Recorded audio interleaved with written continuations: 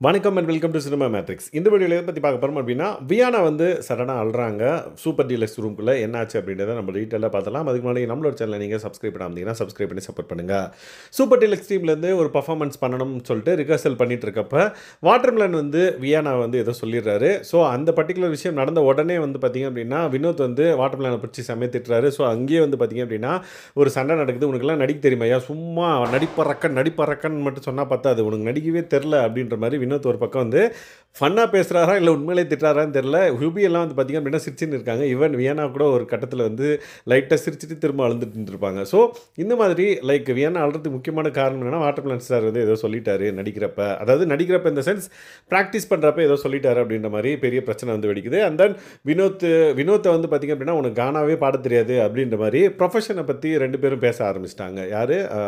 Diwakar and then கானா. உடனே வந்து captain நடுவுல வராங்க. கேப்டன் நடுவுல வந்து இப்போ இன்னைக்கு வந்து என்ன டே? இன்னைக்கு வந்து இந்த மாதிரி இருக்கு. ஸோ நம்ம வந்து இன்னைக்கு ஃபுல்லா வந்து செலிப்ரேஷன் மோட்லயே இருக்கு. ஏன்னா உங்க ஃபேன்ஸ்லாம் நெறைய இன்னைக்கு பார்ப்பாங்க. ஸோ உங்க ஃபேன்ஸ் நீங்க வந்து சாட்டிஸ்ஃபை பண்ணணுமா வேணாவா? இந்த மாதிரி சண்டை போட்டுட்டு இருந்தா நல்லா இருக்குமா அவங்க பார்க்குறப்ப? அப்படின்ற மாரி சொல்றாங்க.